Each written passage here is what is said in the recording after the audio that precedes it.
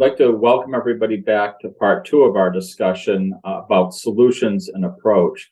So, Scott, you've spoken about the three V's of the data narrative: vocabulary, voice, and vision. Can you explain what that means, what you mean when you use those three V's?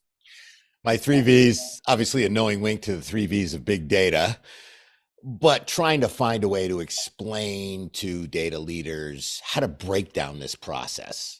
Because if you're not a natural storyteller, where do I start? Where do I begin? And I think you begin with the vocabulary, with the words you use and the terminology, the nomenclature, the types of phrases you use in a conversation, especially with business leaders, are really important. If you want to talk to the business, speak the language of the business. Think about the words that they already understand and are part of the nature of your business vocabulary. So starting with those words, avoid the technical doublespeak, I think about it in a way, if you're a doctor and you're talking to your patient, you're going to use a different approach than if you're talking to other doctors.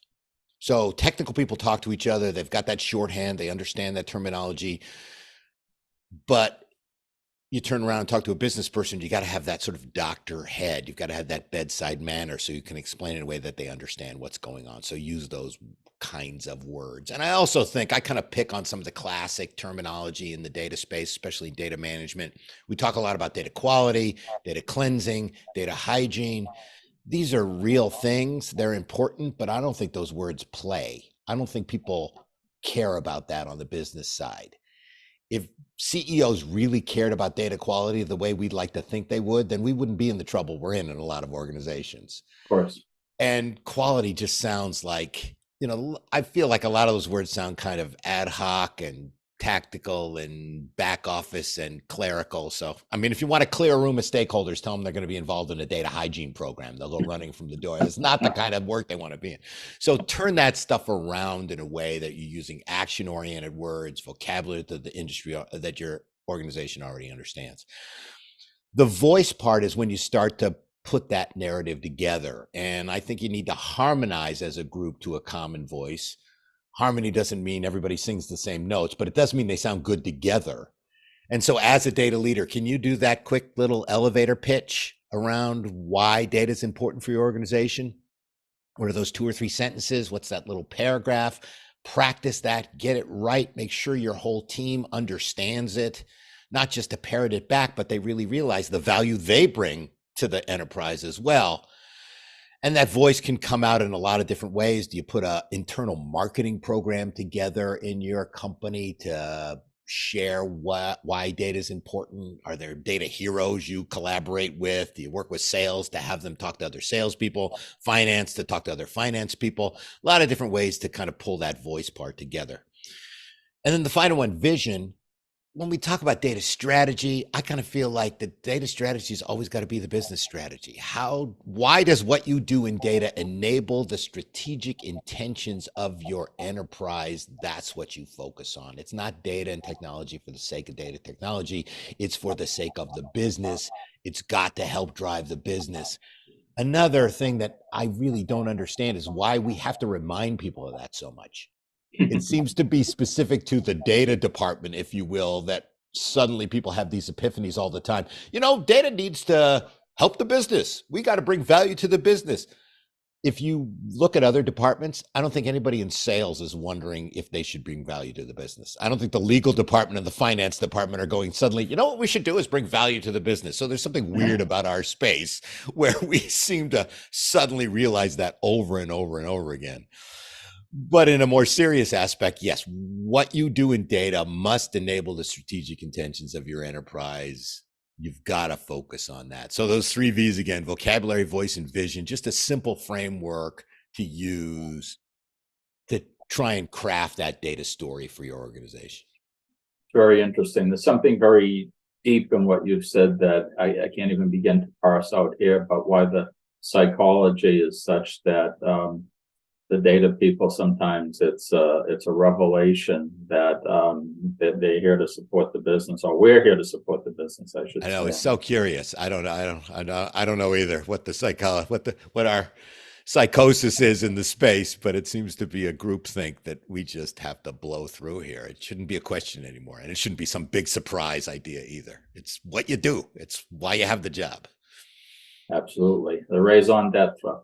Hmm. What techniques and approaches do you suggest that data leaders take to tell their stories in an effective fashion? Back all the way. Start with that vision. You can start with any of the 3 V's, but the technique that I like to share, a lot of times, some folks, depending on where they are in the organization, don't realize what the vision of the company is. Listen to your leaders, read your annual report. If you're a public company, look at an investor day presentation is a really good source where your leaders, in full game day uniform have gone out to try and seek funding for their organization, and they will put together a very quick story about what the company's trying to do, why they're trying to get there, how they're trying to get there. There will be clues within that will help you connect what you do in data to that vision.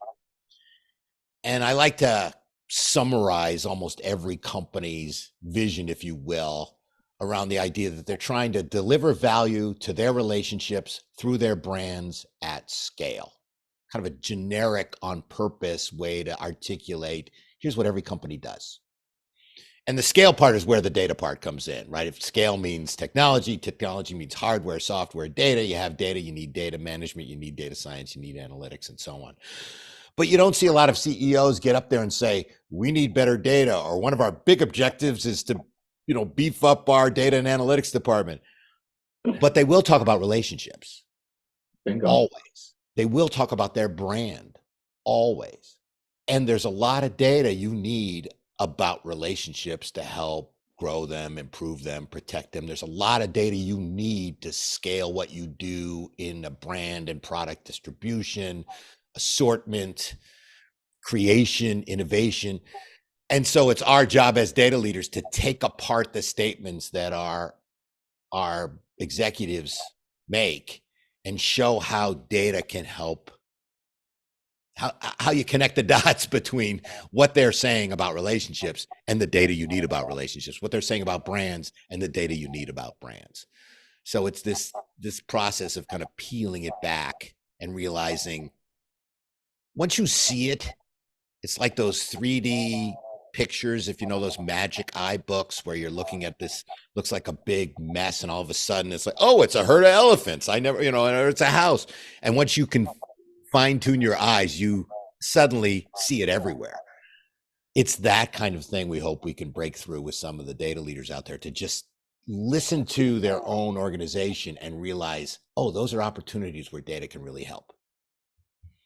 Very insightful. I say that, it speaks volumes when you see an organization on the one hand where the CEO gets up, talks about their achievements, their goals, and says, we couldn't have achieved these things if it wasn't for our data and analytics teams and what they've contributed to the organization, how vital this is for everyone, versus the organizations that you go into and you have the chief data officer saying, like, we've created all these marvelous capabilities and the business just doesn't get it. So maybe, in a way you've answered this, but I'll ask it in a more direct fashion. So what does a successful data narrative look like? Who is the audience, and why is it absolutely essential? The audience is the entire organization. And I think a goal is, as a data leader, does your entire organization understand the value of data and what it brings to the enterprise? Similar, again, marketing, sales, finance, those things, people tend to realize, okay, yeah, that brings value. So how does data really do that? The places I've seen that make this data narrative work, they do an internal marketing program. They've got budget against it. They collaborate with other storytellers in their organization to help beef that up. If you're not a natural storyteller in the data space, talk to if you're a big enough company, do you have a communications department? Do you have a PR department? Do you have a friend in marketing? Do you have folks in sales? Salespeople know how to tell stories. They can't tell a story, they don't make quota. So there's a lot of technique to this that may be foreign to data leaders that they can collaborate with other folks in their organization on. But they put together a really strong program that also in a way mirrors what the company does. So I've worked with a couple of different companies who have great internal data marketing programs. They've found they'll have a newsletter. They'll send something out on a regular basis that says, here's what we've done in the data space. They might identify different data heroes. Here's somebody in sales who's really done a great job. Here's somebody in finance that we were able to help. And they have this anecdote or story that they can put together. And then they wrap it with some form of real marketing. Do they have a slogan? Did they have t-shirts? I've seen people with cups and mugs and all kinds of swag that get people excited. They have regular meetings. What I do for a living is participate in some of those at organizations where we come in and they have a whole, I'm doing something with a client in a couple of weeks where they have a whole data and analytics day. They bring in some of the business folks. There's a whole set of speakers just showing examples and examples and examples. But it's selling. You got to sell it in. Some people think sales is a, four-letter word here. I've come from sales and marketing, obviously, but you've got to sell this in. You got to show people continually the benefits of what you have to offer. And so both that marketing aspect of both reach across the organization and frequency of getting that message out, a simple, clear message is for me, a lot of the keys to success. Data hero, that's what I aspire to be. And I know there's a lot of techniques and it depends upon the organization, but probably one of the most effective things that I ever saw work was, it was called data lineage, but what it actually meant was that worked with a large financial services company to show everyone in the organization, everyone, including the CEO, from where data was produced to where it was consumed, all of the touch points. And it was really through that process that the CEO of the organization said, wow, I get it. And I understand how important data is. And I understand how it impacts everyone in the organization and how everyone in the organization plays a critical role in making sure that we have the data that we can use to serve our customers best and serve our stakeholders best. So, there's a lot of techniques, but putting them into practice and being able to sell your ideas is always critical. Can you speak a little bit about your book? My book, Telling Your Data Story, Data Storytelling for Data Management. I have right on the cover, it says 99% buzzword free. I didn't want to overpromise.